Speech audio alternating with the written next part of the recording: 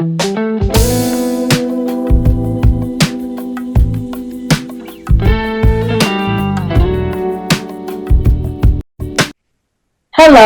welcome to Chillz TV podcast. I am your host, Hippie Mandy, and we also have Katie Smooth, who will be your interviewer and co-host. Tonight, we have our special guest, Todd Martin. How are you tonight? I'm doing good, guys. How are you? Great. It's awesome to have you here on our New Year Eve special tonight for Chillz TV podcast. So we would like to give you a very warm welcome. For our second episode. Thank you. I'm really honored to be here. I'm glad I could be a part of this. Thank you so much for having me be a part of your podcast. Most definitely. The pleasure is all ours. Awesome. Yes, man. I was on your Facebook, and very interesting. I want to just dive right on in and ask you. The first question is: so I see that you grew up in Kentucky. That's right. Yeah. How was it for you growing up in Kentucky in your hometown, and how did that impact Irvington? Impact you becoming a writer? Well, Much love. I'll be right back. Okay.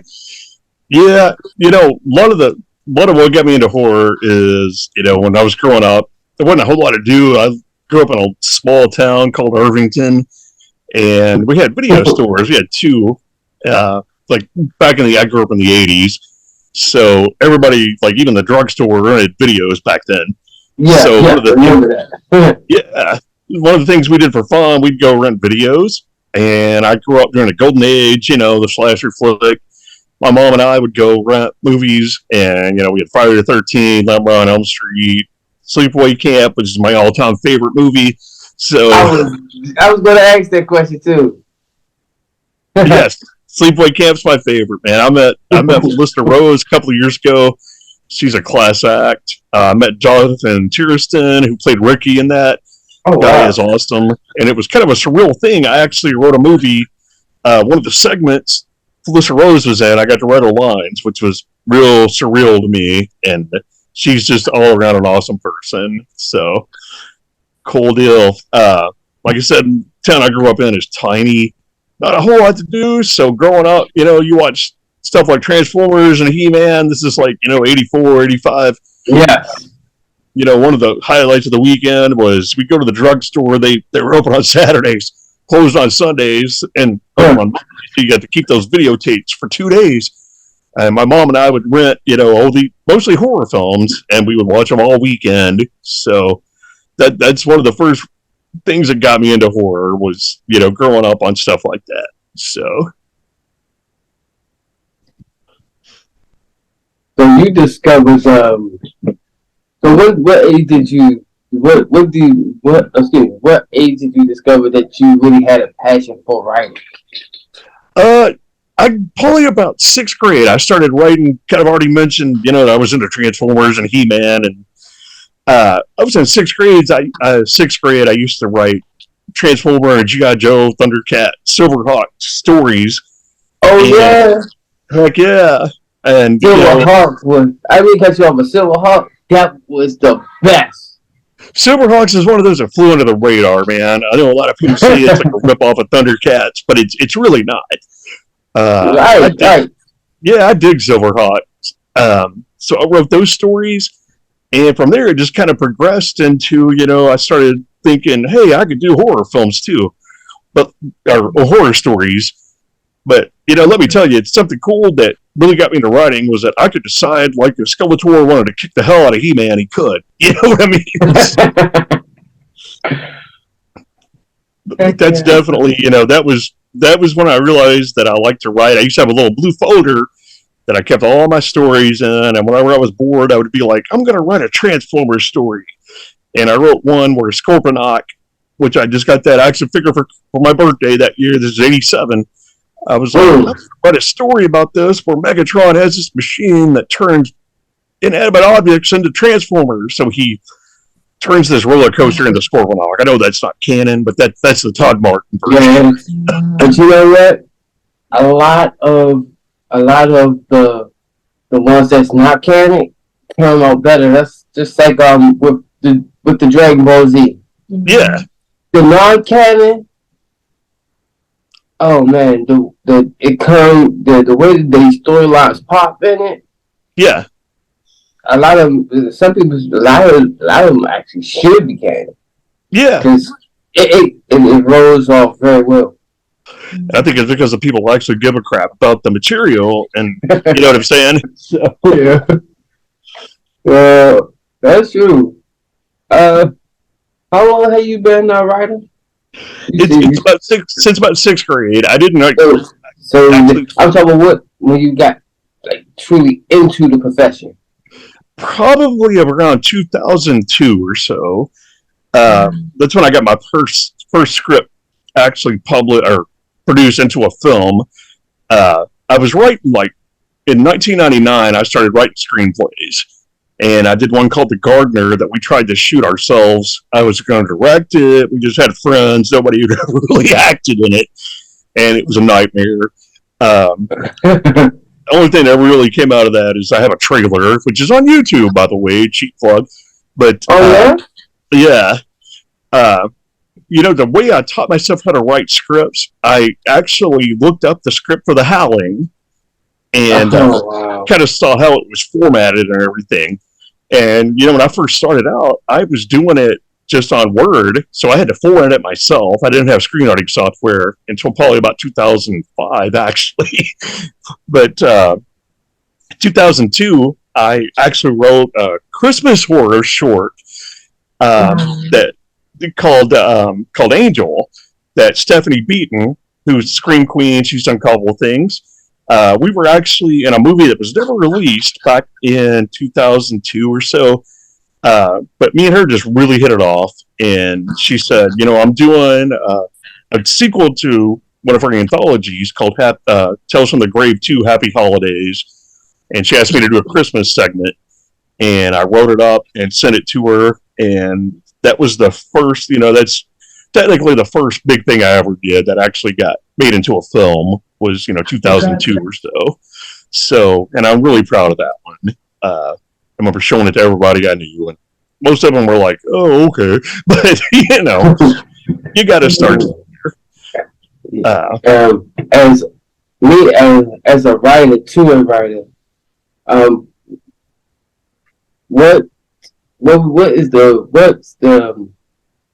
what keeps you going personally? Because I know me. For me, I just have a simple love for writing. Once I start, sometimes I can't stop. I'll hear you. And you know, I'm the same way. At the same time, there are days though where I'm like, oh, I gotta write today. I don't really feel it. And I gotta say, you know, for anybody out here who write, don't force yourself to write, because it's going to turn out to be a crap. The stuff that I write when I'm not really feeling it, I usually go back and rewrite it. But I just, you know, I often feel guilty when I don't write. You know, if I've got extra time and I'm in here playing Resident Evil 2 or something, and I should be writing right now, so I feel guilty about it. But I love to write. I think, honestly, I do my best writing. This is going to sound really weird, but I do my best writing when I'm taking a shower or driving or trying to go to sleep, because it's all in my head. And it's like when I sit down, I kind of put that down on paper. So, and I don't know if you do the same thing. You know what?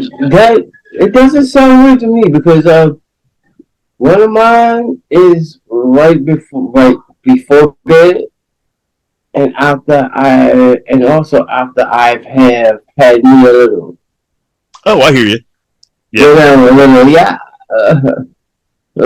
Mine is a beer. I usually like to have a beer handy when I'm writing too. So I totally get it.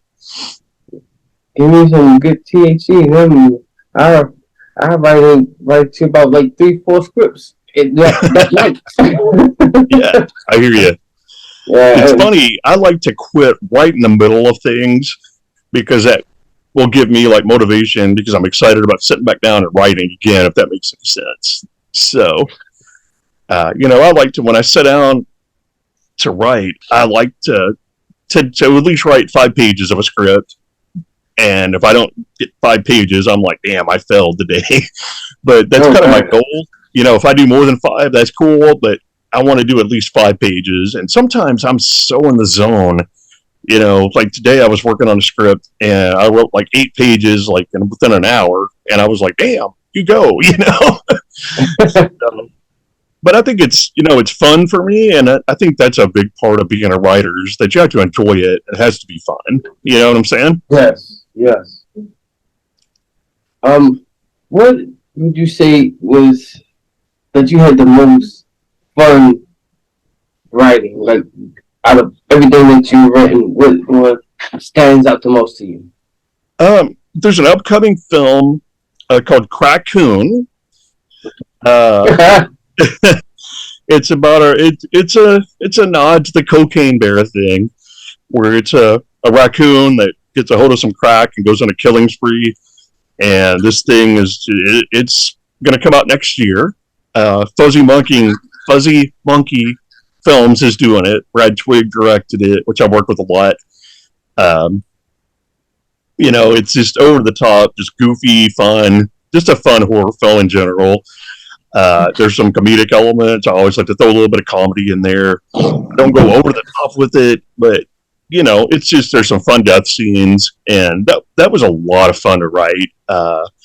We're actually doing a sequel to it called Crocodile that I just finished not too long ago.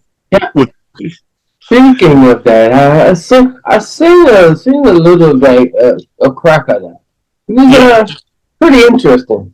Yeah, I'm not going to give anything away because I want our viewers to tune in.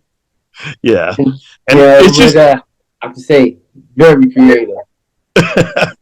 And I can't take all the credit. This was the director Brad Twigg had approached me about doing Crackoon and Crocodile. So these are his babies. It's his brainchild. He pretty much told me what he wanted, and I kind of sat down and came up with the script and what happens and everything. But they were both really fun scripts to write. He's actually going to do a third one called Crack Squatch about Bigfoot who gets hooked on crack. I'm taking a step back from that one. Someone else is going to be writing that one.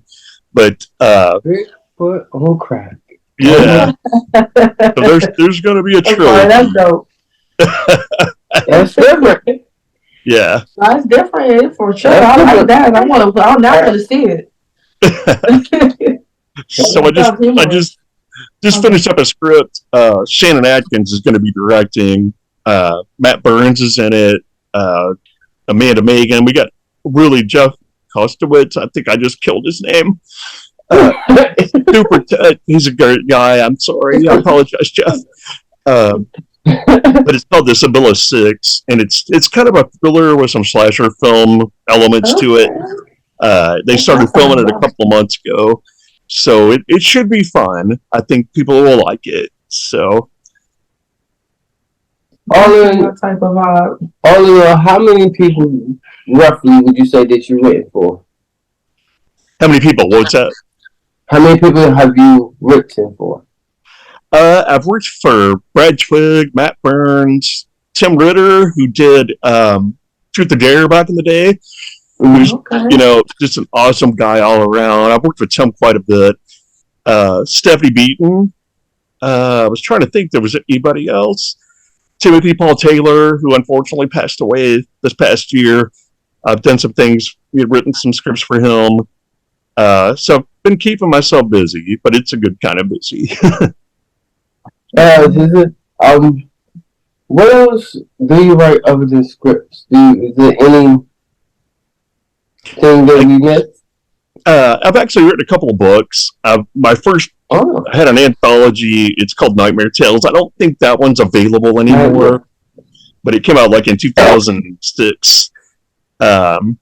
Since then, my wife is an actress too. I actually met her on a movie set. Cool. Yeah. Her name is Trish Erickson Martin. She's done a couple of things with me. She's killed me like 4 or 5 times now. In movies. So, but me and her wrote we actually took that screenplay I was talking about earlier, The Gardener, and we adapted it into a novel back in like 2011. I just recently had a poem out called Carnivorous, which is about these monsters that take over this little town. That's kind of fun. So I've got a couple of short stories published in different anthologies and stuff with some other really awesome. Okay. So I would really like to read them. Yes. Cool. I'll just send you guys a copy because I think you would like them. So yes. Yes. I have 2 books out. My first one is called Vikings, and the second one is called Weaver. And then I also have a magazine, Smooth Magazine. You know, cool. You can get to all that through my Instagram. And you go to my Instagram, go right there to my profile, all the links right there. Shoot you straight on. Awesome, I'd love to check it out, man. It sounds good. Yes, and it's a good read. Cool. And pretty soon, Weed Rap is going to end up being a series. Really? That's cool. Yes, awesome. We're going to take that to the next level. Yeah. And it's always good when you can make a series out of something, I think. If you can continue the story and keep going, and I think that shows your credibility and your discipline of being a writer when you can keep going with something like that. So longevity. Heck yeah. I hear you, man. And believe it or not, I'm actually a middle school counselor in the daytime. Oh yeah, that's amazing. How was that for you? It's good. I mean, we have our challenging days and everything. But last year, I actually was a sponsor on the drama team, and they were doing these fractured fairy tales for the drama team, and I actually wrote almost a sleeping camp. I did a Sleeping Beauty parody when all the parents came and everything, they loved it. So that was really cool to do that. It was kind of a change in pace for me because I never really tried to do a fairy tale, and it's funny because I was telling my boss when I was writing it, I was like, I promise somebody's going to get their head cut off or anything. So, but yeah, that was a little different for me to, something to try out, and people seem to like it. So, I'm actually working on a script right now for Brad Twigg. It's kind of like a throwback to the old action flicks from the 80s. So we got our main character is kind of like a Chuck Norris type character. I actually literally just started on it today. I'm about 8 pages into it. So and I grew up on that stuff too, like Revenge of the Ninja and Missing in Action and all that stuff. So I'm kind of cool. It's a nice change of pace for me to do something non-horror. So hopefully you guys, once it's out, you guys will dig it. Okay. Wow. I had a long list of questions, but you have answered like every one of them. Oh, I'm sorry. So let me ask you guys something. What do you think, since this is New Year's Eve, what do you think was the best horror film of 2023? Wow. That's I've got my pick. I'm just curious what you guys think. Hey, because we've been watching all the indie horror movies, and I gotta say out of all them, out of indie, I think I'd say Sleepaway Camp. No, not Sleepaway Camp. That's you mean Bloody Summer Camp? That's what Bloody Summer Camp. Bloody Summer Camp's awesome. or Yeah. 2021, something like that. I think honestly the one that I would pick for independent horror that came out this year would be Zero. Oh yeah. Zero. That was Zero was humorous and it was zombies in there. But if you want to, if you really want to talk about the mainstream movies, I would say Thanksgiving. Thanksgiving was awesome. Thanksgiving. So fun, just over the top 80s feel, and I can't believe it took them that long to actually do that. Since Eli Roth the trailer that long ago. I really, my pick is Evil Dead Rise for mainstream. I was so excited for that movie, and actually took off work. My wife and I saw it like the opening day at like 11 o'clock in the morning. There was only like 3 other people in the theater, but wow, that's crazy. But I really dug it. Thanksgiving was good. I haven't seen The Exorcist, the new Exorcist, The Believer yet. Yeah. I know it just started streaming. I was really excited about it until I saw the trailer, and I was just like, oh god, this doesn't look so great. But yeah, I think that's cool. You guys, Bloody Summer Camp and Zero. I actually reviewed, because I write for horrornews.net, and I actually reviewed Zero a couple of months back and gave it a really positive review. So yeah, very good actually. Yeah. The director, okay, it was Wesley Spangler. Yeah, Wesley Spangler. Yeah, really good. Really good. I think he's working on a sequel right now. Mm-hmm. Yeah. So that's. Can't wait to see that one. I know, right? It's gonna be good. It's gonna be really good. I wanted to join that 80s theme one he did, but oh my god. I had double booked that weekend. Oh yeah. Oh man, next time I'm gonna have to just make room for that one. Or something similar. Whatever he does, I'm making room for it. He's doing films right here in Hagerstown. Like, did y'all know Zero was shot right in Hagerstown? Yes. I read the cover. Yeah. Awesome. So, what's your New Year's resolution? Exactly what I was going to ask. What you have planned for 24? I think the stress a little bit less than I have been for the last couple of years. It's just, when I was talking to you guys on Facebook and everything, I was like, oh my god, I got to make sure that I'm scared my internet's not going to work, and I've got to get a call-in number and blah blah blah. I tend to overthink things, and I'm going to try to stop doing that from this point on. It's okay, we totally understand. Yeah. I mean, it's a part of being a creative mind. Yeah. Because we all fall into that category. It's kind of weird that like everybody I know, that myself included, that are into writing or any kind of creative, art or anything, you have depression, you have anxiety, you have stress, and at times I think that's what really helps you. Like, that makes me feel good when I sit down and write. That's when I do some of my best writing, honestly, when I'm not taking a shower or driving or trying to go to bed. But when I'm literally sitting down to write, it's like when I'm really stressed out, and I can go for, hours. So but I think it's a gift and a curse, and, what have you. So I'm glad that you do be sitting down and writing, not driving and writing. I know, right? That might not work out so well. So no, might have a remake of the car going on there. We don't want that. We want you back on. I know. I'd love to be back on. And again, I thank you guys so much for having me on. It means a lot to me. Oh man, of course.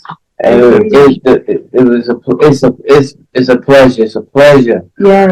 And maybe next time when you come back on, we can let the world see that handsome face. Heck yeah. I sent you a picture so you can just kind of imagine that picture talking to you. So.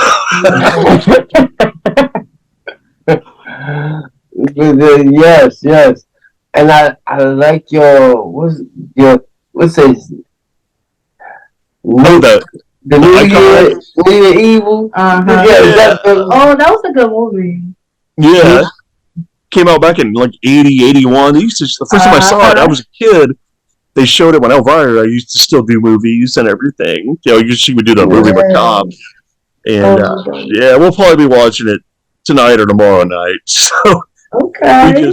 it's like our tradition. We watched Cyanide Deadly Night the other night, Black Christmas, and those movies still hold up so well. So heck yeah. When you write, matter of fact, let me tell you, are you going to are you going to write something original, something of your own creation? I've got a couple that I've done. I was trying to think right off the top of my head if there's anything that was like, I actually won a contest. I'm not trying to brag. I swear to God, I'm not. Hey, brag on. Yeah. Back in 2014, I actually won a short film contest in Owensboro, Kentucky. The contest itself it had to be less than 10 pages or less. It had to take place in a library because the library was the sponsor. And I wrote one, Lucky, that takes place. It's a horror film. It's like about 8 minutes, called Lucky, that takes place in a library, and it won first place. Like it was like the winning screenplay, and then they did. They filmed it, and another film that won that came in second, and they let the audience pick which one was best, and my movie actually won after they filmed it. That's amazing. Yeah, so that's Kentucky on the map. Yeah, and it's actually on YouTube right now for free if you want to watch it. Just look up Todd Martin. Yeah. Just look up Todd Martin Lucky short film 2014, and it'll pop right up for you. And that led to me actually, because the guy that did the contest did the Volumes of Blood movie from 2016, and he had me write a script, 2 segments for that movie. So it led to better things, or bigger things, I should. So, and his name's PJ Starks. That's another guy that I've written for. So PJ Starks. That name sounds familiar.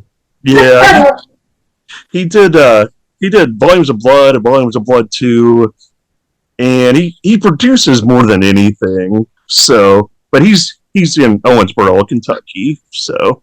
Not too far from where I live. Yeah, I'm gonna make Kentucky known for more than just his chicken. I know, man. We got John Carpenter and Johnny Depp. We don't play Tom Cruise, but we got him. I'm about as mainstream as you can get, but but yeah, it's kind of funny, that independent film is kind of big in like smaller areas and everything, and that's cool. So Kentucky's kind of got a couple of hotbeds right now. So does Ohio and Indiana. So I wish all the luck to everybody working on that. So Bye guys. Excuse me. Sorry, we accidentally knocked the lighting out. It's all right. It's all good. Yes. Oh my gosh. It's okay, guys. This is such a short cord. Yeah. This isn't usually the problem. We promise. We got a lot of arranging to do. It's cool. In this one area. We're turning it into the podcast area. Heck yeah.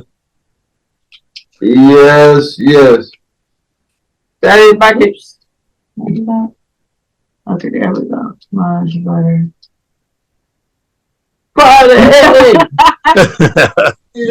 Almost better. You guys got a party on New Year's Eve right now. Yeah. We probably before the ball drop. There we go. That was that. Which I'm so old, I'll probably go to bed before midnight tonight. Careful, guys. Oh, Okay, we're great. back. Yes. All right, guys. So, and once again, I want to thank you. I got to jump off here in just a bit, but thank you so much for having me on. I really, really appreciate it. And Of course. if there's anything I can do, Most thank definitely. you. I would love to come back on, and maybe we can do a top 10 list next time or something like that. Yeah. Oh yeah, that'd be great. That's a great idea. Heck yeah! Great idea. So just let me know. I'm always available, guys. I'd love to pop back up again. So. Thank you. By then, hopefully we'll have, not even hopefully, we will have a way better podcast view for you. Just in case you want to chill phase. And you never know, we might come out to you one day. Awesome. Yeah. Sounds good. You're always welcome here, guys. Thank you. All right. Don't forget to send me your link for your books. Check out mine. You know what I'm saying? We can have a review. Mm-hmm. Yeah, I'll send you guys a copy of the book if you want to review it. If you hate them, be honest. Just tell me, man, this is awful. But I'm gonna let you know. I'm gonna let you know. It's like you tell me, be straight up. Let me know where I can make some improvements at. Mm-hmm. Yeah, that way we can grow together, brother. Heck yeah, I hear you. Yeah. You guys are awesome. I thank you so much. And man, we thank you for coming on. Okay, thanks again, guys. Thank you. Yes, and Happy New Year's to you and your family. Oh, thank you. Yeah. You guys be careful, okay? There's probably going to be a lot of idiots out tonight if you go somewhere. So I'm staying nice at home. Hey, before you leave, let the people know how to get in touch with you. You can get in touch with me with my email, which is toddmartin101@gmail.com. I can never remember my Facebook address, but I know that you guys have it, so you can get a hold of me that way too. So just shoot me a message, and either that or the toddmartin101@gmail.com. That's my email that I use regularly, and that's the best way to get a hold of me. Either one, So sounds great. All right, thanks, guys. Have a good night. Okay. You too. Enjoy. Thank you. Good night. Good night.